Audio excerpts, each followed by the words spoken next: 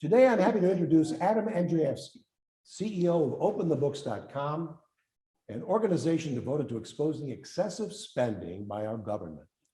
Now, using big data and forensic auditing techniques, his investigations have led to subpoenas, indictments, convictions, congressional legislation, and White House policy changes as well.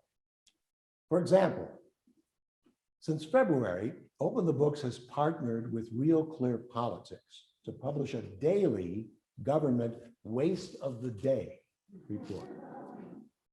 As a senior contributor to Forbes, Adam has 14 million views on 175 published investigations.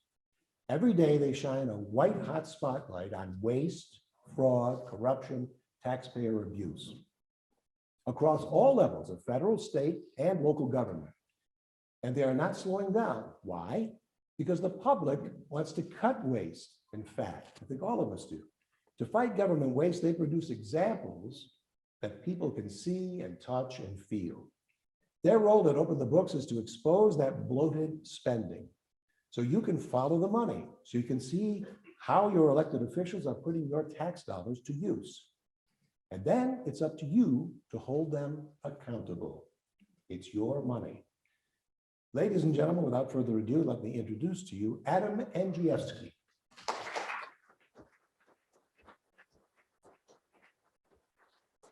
Thank you. Paul Anthony, thank you for that kind introduction. And thank you to you and Joanne for your hospitality over the last 24 hours. I really appreciate it. Members and leaders of Balance for Chautauqua, thank you for this opportunity to share our mission and vision. I know of no better example in government size, scope, and power, the depth of the swamp, than New York State Governor Andrew Cuomo. This is going to be a good day. I guess that's why they call him St. Andrew. You guys are already laughing at the remarks. When last summer, when the first phase of the pandemic had passed, Governor Cuomo issued his ethics policy very quietly about pay to play, and he was against it. And he said, not one single dollar influences any official action. And if a New York politician, if a dollar would influence their actions, that politician should not be in government service. So at OpenTheBooks.com, during the fall of last year, we fact-checked Governor Cuomo. And our investigation published at the New York Post. And here's what we found. First off, pay to play is when a company gives campaign cash and expects to receive a state contract. And that would be highly unethical. The governor's right. So we took 6 years worth of the New York State checkbook. We matched it up with Governor Cuomo's campaign donor disclosures. And we found that he solicited 347 state vendors who reaped $6.2 million in state payments. And they gave us $6.2 million in campaign cash, and they reaped $7 billion in state payments. And it was such an egregious fact pattern that the New York Post had to make up a new phrase to describe Cuomo's activity. They said it's quid pro Cuomo. In God we trust. I guess Andrew Cuomo we must audit. I have one objective here today, and that's to shine that white-hot spotlight on government waste, fraud, corruption, and taxpayer abuse. And as many of you know, I'm from Illinois, and it is the Super Bowl of corruption.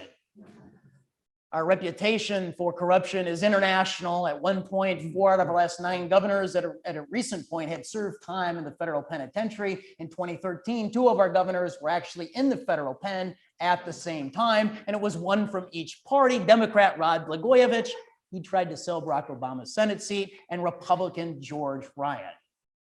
And one of our most famous residents is Rahm Emanuel. And I remember when Rahm left the Obama administration and had come to Chicago in 2011 to run for mayor. And Rahm Emanuel was running on a good government platform. Rahm Emanuel, when he was running, promised to end the historic culture of corruption in City Hall. Rahm Emanuel promised to end pay to play. And so in 2015, when Rahm was running for re-election, I got a call from the Emmy award-winning journalist John Stossel, who has been at Fox News Channel. And Stossel said, Adam, can you fact check Rahm Emanuel's campaign pledge? And I said, yes, we can. We took 6 years worth of city checkbook. We matched it up with Rahm Emanuel's campaign donor disclosures, and we found that 600 city vendors gave Rahm Emanuel $7 million in campaign donations, and those vendors had reaped $2 billion in city payments. And that's when we knew that pay-to-play was still fully legal in the state of Illinois. So despite the corruptions in New York and in Illinois, I am hopeful and optimistic about our future. Because in the last 5,000 years of human history, you and I have been given a great gift. In America, the citizen is sovereign. We recognize that our rights come from God. They don't come from government. We actually instituted a government to secure our rights. And our founders knew that the people needed the tools to be able to hold that government accountable. And so our founders knew that knowledge was power. They gave us the tool of transparency to hold government accountable. And it's in our United States Constitution. It's Article 1, Section 9, and it states that a regular statement and account of the receipts and expenditures of all public money shall be published from time to time. And today it's the internet age. It's the age of big data. There's a clear interpretation. It's to post every dime online in real time. Open the books. My name is Adam Andrzejewski, and I founded OpenTheBooks.com on the clear vision to capture and post online every dime taxed and spent at every level of government across the entire country. And it's a lot of work. Last year, our auditors, we filed 40,000 Freedom of Information Act requests on nearly every single substantial public body in this entire country. That had never been done before. We successfully captured $6 trillion of federal, state, and local spending. We're the world's largest private database of public sector expenditures. And here's what our database is comprised of. Nearly all federal spending back through the year 2001. State checkbooks, 49 out of 50 states. We're only missing California. And last year, we filed a lawsuit to begin the practice of enforcing transparency law in the Golden State. We sued the state comptroller, Betty Yee, to start the process of forcing open the $320 billion of California line-by-line state expenditures. In our database, for the first time ever, you can look up the public employees' salary and pension records of virtually every single public employee at every level of government, federal, state, and local, even in your own backyard across the entire country. We not only open the books, we audit the books, and the audits make national news. For example, just 10 days ago, the Biden White House, they released their White House payroll. And within 2 hours, we had oversight up at Forbes on what was in the Biden White House payroll. We beat every single national news organization to that oversight. We beat Politico in Washington, D.C. by 51 minutes, and they actually adopted our frame. Here was our title at Forbes. Biden's White House payroll is the most expensive in American history. 51 minutes later, Politico called it bloated in their headline. And it is. For the first time, the White House payroll has over 500 employees. There's actually 568 employees on the Biden White House payroll. It is crowded in the West Wing. For the first time, the White House payroll rivals $50 million of annual spend. And to put that in perspective, that's $10 million more than in the first year of the Trump administration. His, on an inflation-adjusted basis, was only $40 million. Biden's White House payroll has 190 employees more than Trump in his first year, and he's got 80 more than what Biden had in his first year. And it's going up. Biden has forecasted that he wants 55 czars. He's only filled 21 of the positions so far. White House Fellowship Program, it's back. And on June 5th, they announced 21 White House fellows, and none of them appear in the White House payroll disclosures. The First Lady's payroll, it's back at large numbers. So working for Jill Biden are 12 staffers, including 2 social secretaries. You and I collectively pay $250,000 a year for Jill Biden's 2 social secretaries. So to the extent the White House payroll is a leading indicator of the president's commitment to grow government, to grow the size, scope, and power of government, taxpayers should be troubled. At OpenTheBooks.com, we take a tranche of federal data and we give it oversight. And we've just recently updated our oversight report that's entitled Mapping the Swamp, a Study of the Administrative State. So what most people want to know is out of 4.3 million federal employees, who made the most money last year? I hope you saw our story in January, published at Forbes, where we answered the question. And it's not Nancy Pelosi, if you were thinking that. She only makes $223,500. It's not Kamala Harris, the vice president only makes $235,000. It's not the employee with the most responsibility, the rare 4-star generals in the United States military, whose command encompasses millions of civilians and soldiers. They only make a little less than $270,000 a year.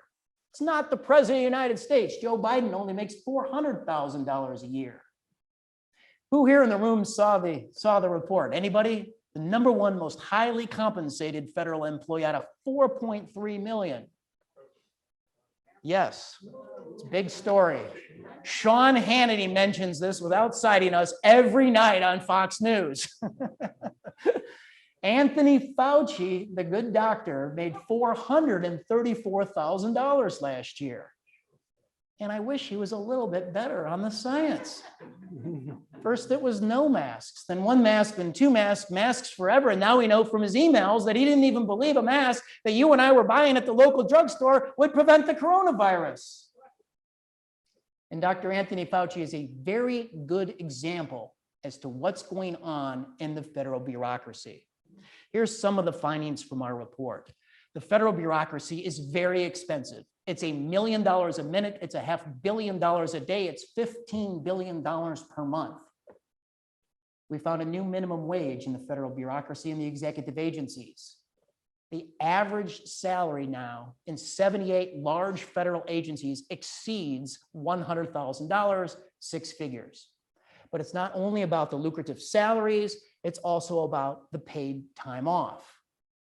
Incredibly, if you hit your 3-year anniversary as a federal bureaucrat, you get 44 days of paid time off. It's 11 holidays, 13 sick days, and 20 vacation days. And that's nearly 9 full weeks of paid time off every single year. And this isn't France. We estimate that small perk every year costs the American taxpayers, you and I, $25 billion.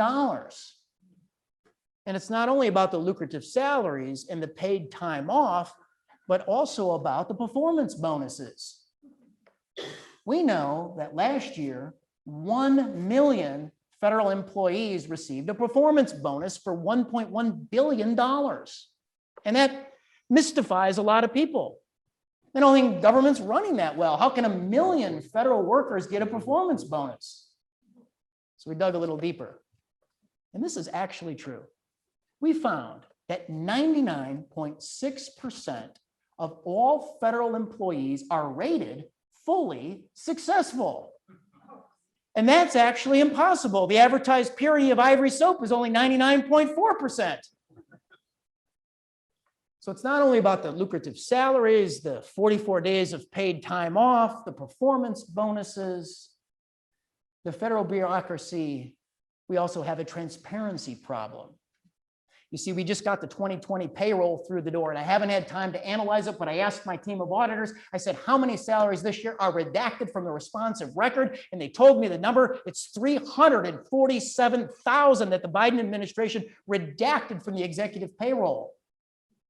There's 1.4 million employees in the executive agencies, and 347,000 of them are redacted. In the last year of the Obama administration, we were upset because 3,500 names were redacted from the responsive record. And today it's 347,000. And we estimate that that means $30 billion is still hidden in the swamp.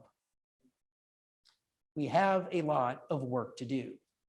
Now, at the federal level, we know that there are 500,000 six-figure public employees.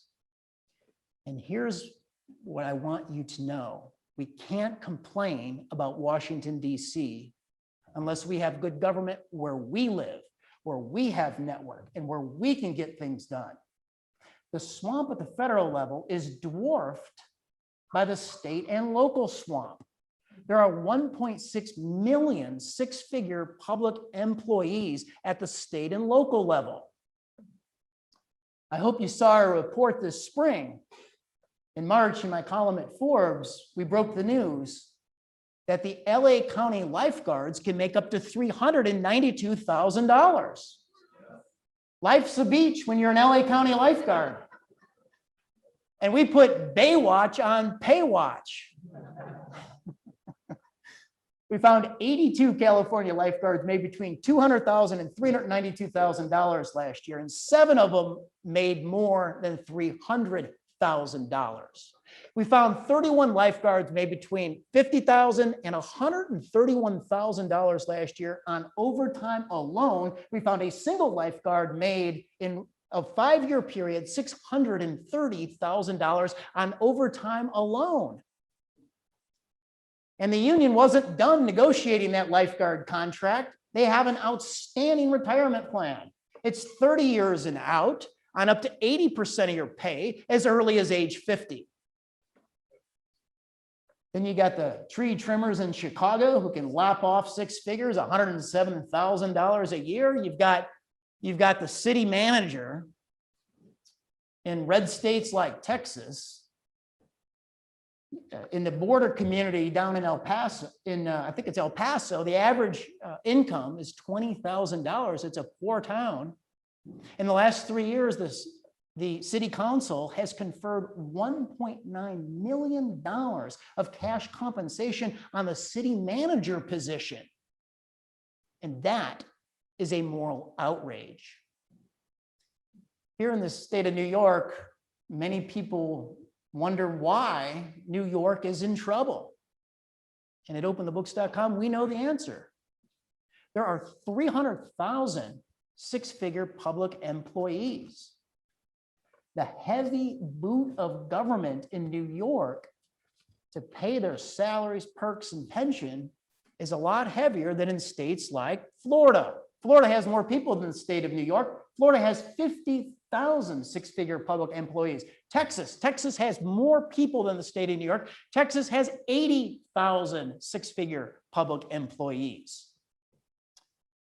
In the city of New York City, we've been giving oversight to the payroll for the last 5 years. And here's what we found. In 2016, there was 76,000 six-figure public employees. 4 years later, under Mayor Bill DeBlasio, there's 114,000 six-figure public employees in the city of New York went up in 4 years by 50%. You could be a general laborer in New York City and make $210,000. You could be an electrician and make $250,000, and a plumber at $300,000 in New York City. There are 4 deputy mayors on DeBlasio's staff that make more than $240,000. For crying out loud, in the New York City public schools, you can be a custodian, a janitor, and out-earn the principals. The custodians earn up to $256,000 a year, and the average principal in the New York public schools makes $154,000. My favorite story. So look, if you're in the New York public schools with the custodians and janitors making that kind of bread, there's no trash in the hallways. I can't say the same about the streets in the city of New York. In 2017, de Blasio, he was going to get tough on rats. De Blasio called the press conference and declared war on rats. And he put $32 million of taxpayer money behind that program. 2 years later, in 2019, the New York Times called me. They said, can we do a co-investigation? Can you map every single citizen complaint for rats on the 311 line in the city? And I said, of course, yes, we can. And we did. We mapped 130,000 cases over a 10-year period of citizens calling in a rat sighting on New York public streets.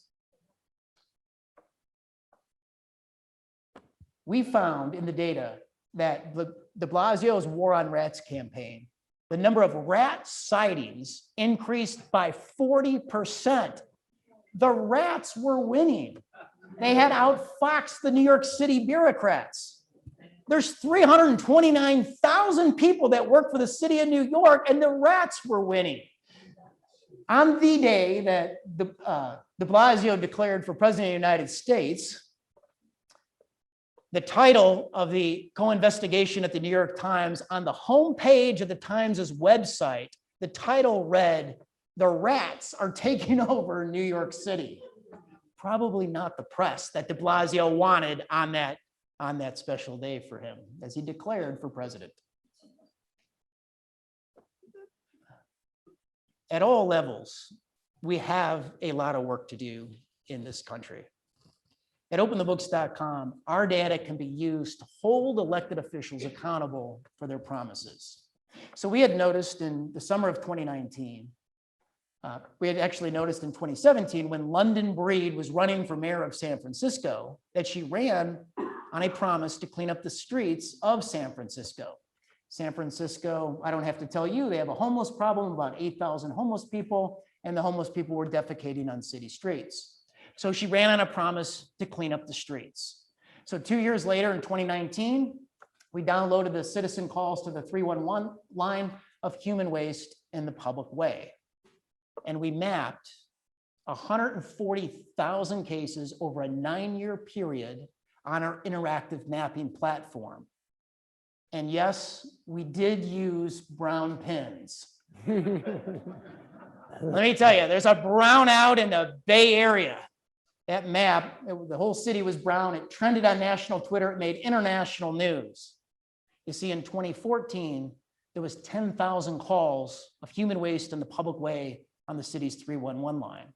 And the next year, there was 13,000. In 2015, there was 18,000. In 2016, there was 20,000. By 2018, there was 28,000 calls in that year of human waste in the public way. In 2019, the calls spiked to 31,000. And that is a human health catastrophe. So I ask you, what government program is running well? Could it be the federal government's response to the coronavirus? In March of 2020, on a bipartisan basis, everybody voted against this bill. Everybody voted for the bill. Nobody voted against it. The CARES Act. This was the initial $2.3 trillion bill to provide coronavirus aid to a country who the politicians, they had basically, they wanted to flatten the curve, and so they had shut things down. And this was the aid bill for all of us. So there was a program within the CARES Act called the Paycheck Protection Program, PPP. These were dollars meant to serve the mom and pop businesses on Main Street. And on the editorial page of the Wall Street Journal, our organization at OpenTheBooks.com was showcased because we mapped every single one of those PPP loans, the mega loans, between $1 million and $10 million. And here's what we found. We found that the Hollywood elites put their paws in the PPP money. So you had Robert Redford's Sundance Institute. They've got net assets, gross assets of $50 million. They don't need taxpayer help. And they took $3 million of round one PPP money. Kanye West, he claims he's a billionaire. He's got a very expensive sneaker company. They sell their sneakers for hundreds of dollars. And Kanye West's sneaker company took $2.4 million of round one PPP money. You've got the director of The Godfather, probably the greatest movie ever made, Francis Ford Coppola. Francis Ford Coppola has 2 private companies and took round one PPP money, $8.5 million. And all of that is dumb, but this is dumber. Hamilton, one of the most successful Broadway shows, playing in multiple venues. Hamilton, the New York Times just exposed, applied for up to $50 million worth of COVID aid relief, and they've already received $30 million for the Broadway musical Hamilton. And this one's even dumber. Round one, PPP money, up to $419 million flowed to companies owned by the CCP. This was PPP for the CCP, the Chinese Communist Party. Domestically owned companies right here, many of them in the defense industry, reaped between $200 million and $419 million of our money before Congress closed the loophole. What government program is running well? Look, the CARES Act, that was the politicians' first opportunity to help us on coronavirus. They rushed it through. Maybe they got a little better as time continued. About a year later, this time on a partisan basis, Congress passed the American Rescue Act, $1.9 trillion. Biden's president, every Democrat votes for it, every Republican votes against it. Let's give it some oversight. As a part of that bill, $350 billion bailed out the states and localities, about 30,000 towns. Every town where you live received a congressional bailout. I'll walk you through a couple. The top 50 richest places across America, according to Bloomberg, received, we found, $100 million worth of congressional bailout. Atherton, and we mapped it all. You can come to our website, you can look up your hometown, and you can see it. Atherton, California, the richest place in the country. Average income of $525,000. They got $1.4 million. Scarsdale, New York, the richest place on the East Coast where Beyonce and Jay-Z have a home. They got $1.4 million. The Hamptons, $8 million. All of New York fled to Greenwich. Greenwich got $21 million out of the American Rescue Act. Key West down in Florida, $10.1 million. Zip code 90210, Beverly Hills, California, $6.3 million. Santa Clara County, the county of Silicon Valley, got $400 million out of that bill. And again, that's dumb, but this is dumber. Even red states like Utah, surprise, $1.7 billion budget surplus, and Congress bailed them out for $1.7 billion. The purple state of Colorado, they had a $3.8 billion budget surplus, and Congress in the American Rescue Act just bailed them out for $4 billion. And surprise, surprise, California comes through with a $75 billion budget surplus. And out of the American Rescue Act, they get $26 billion on top of that with our money.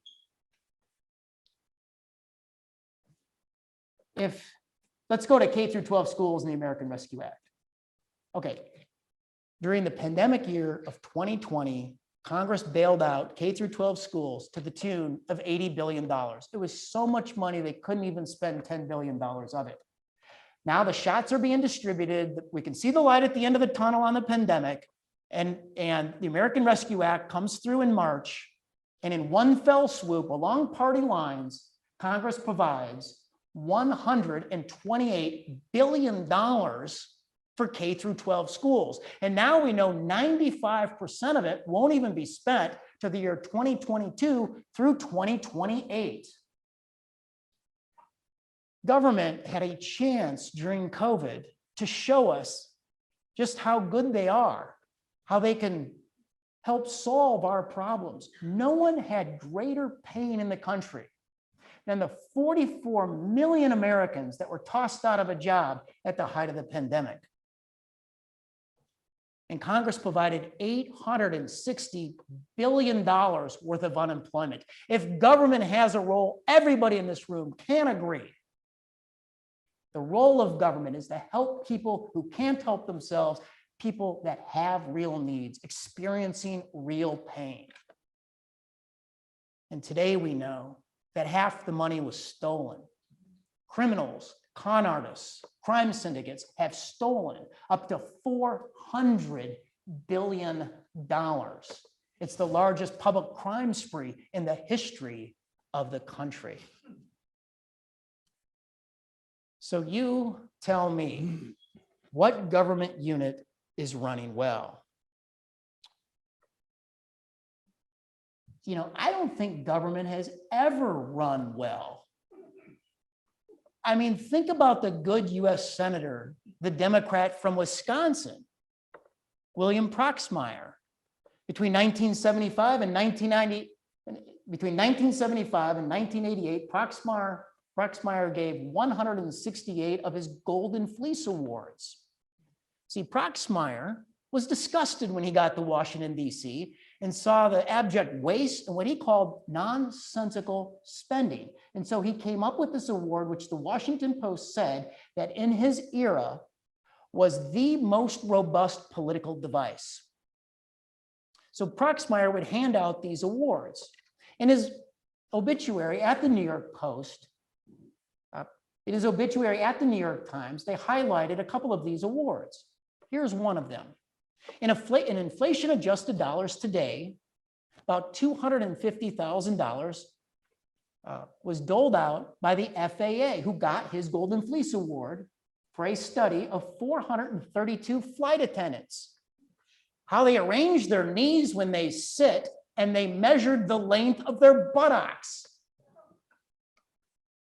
About $400,000 in today's inflation-adjusted dollars, Proxmire found that the National Institute of Mental Health gave a $400,000 grant to a bunch of researchers to go down to Peru, to a brothel, to study the activity. And the researchers said they had to make repeated visits back to the brothel in the interest of accuracy. So who today should get a Golden Fleece Award? And without any question, as I stand here in front of you today, it has to be the 23 newly elected Republican freshman members of Congress that just helped tip the Republican Congress toward earmarks. You'll remember that back in March, House Speaker Nancy Pelosi, to cement her power as Speaker, wanted to be able to bring back earmarks after a 10-year ban, to be able to dole out member pet projects to get votes on Joe Biden's spending bills to make them bipartisan. And Republicans, about a week after that, they held a secret vote. And 102 to 84, they voted to join Nancy Pelosi to bring back earmarks. We now know that 23 newly elected Republican freshmen who ran as fiscal conservatives voted to bring back earmarks, proposed earmarks, and Nancy Pelosi in June in the infrastructure bill has rewarded those 23 congressional freshmen with $370 million worth of earmarks. You've got the former Kansas treasurer, Jake LaTurner. He's got 11 earmarks approved by Pelosi for $20 million. You and I are going to be spending $3 million to buy buses in Topeka, Kansas. You've got Nancy Mace in South Carolina. Nancy Mace wanted $1 billion earmark as a freshman, the hubris to propose $1 billion earmark, and Pelosi only greenlit 20 million of it. Here's another one of Nancy Mace's earmarks that she proposed. $35 million for the Shishi Airport in the wealthy Hilton Head. Now, over the years at OpenTheBooks.com, we've lit up the fact the federal government has provided $20 million for the Shishi Airport at Martha's Vineyard. I think people can pay their own way to land their planes and they don't need our money. But Nancy Pelosi not even Nancy Pelosi put in Mace's Hilton Head Airport earmark. We also know that those freshmen were coached by Republican leadership. So you have the dean of the House, self-described dean of the House. He's been there since 1973. His name's Don Young. He's the at-large member of Congress out of Alaska. And who is Don Young? You remember the Bridge to Nowhere. It was responsible with US Senator Tom Coburn highlighting that bridge, about a $100 million earmark from mainland Alaska to an island that served less than 100 people. And Don Young still argues that bridge was not waste and should have been built. Don Young wants you and I to spend $19 million on a new fire station in Kodiak, Alaska. The Missouri congressman who heads up the Republican in the minority on the Committee of House Infrastructure and Transportation, he's got $30 million of earmarks greenlit in Nancy Pelosi's bill. So look, earmarks are the currency of corruption in Congress. Earmarks are there to be able to legally bribe a member of Congress for their vote. So the first fleece has to go to those 23 House Republicans. Look, I think NASA should get a fleece award. NASA doled out $1 million to prepare the nation's religions for the discovery of extraterrestrial life. Cornell University. Cornell received $1 million for a study where it hurts the most to be stung by a bee.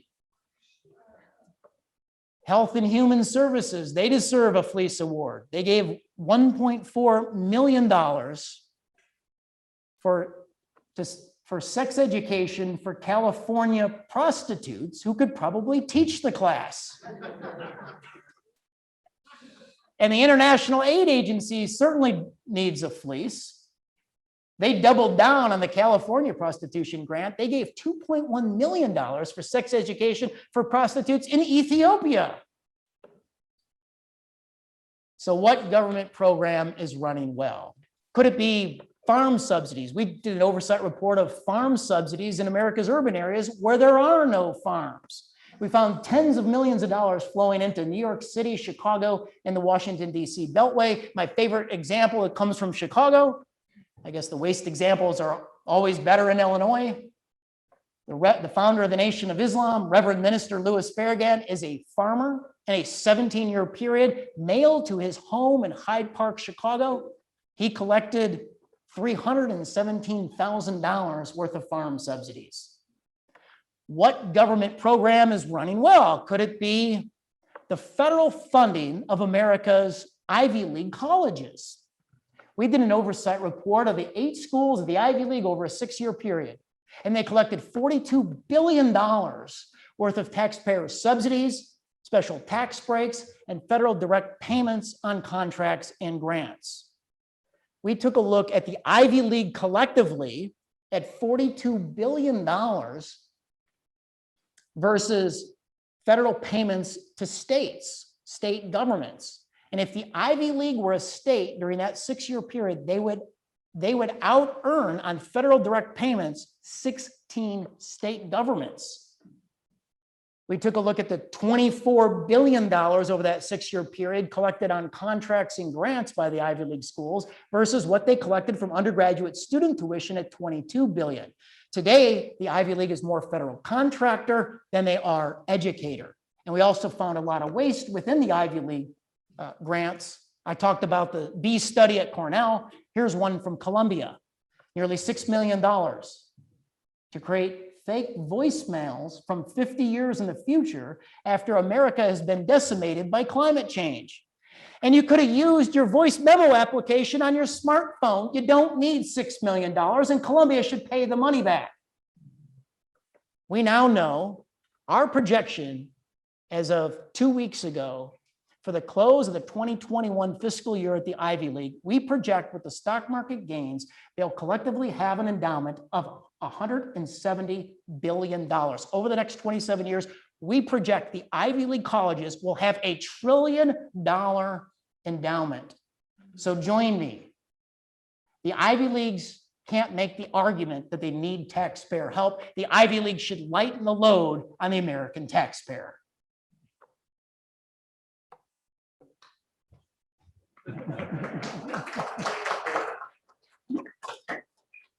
I just want to close with a story from our honorary chairman, the late Dr. Tom Coburn.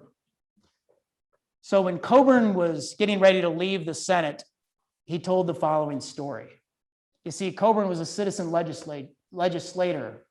He liked nothing more than to deliver babies back in his small town in Oklahoma. And as a Dr. Coburn delivered 4,000 babies in his small town.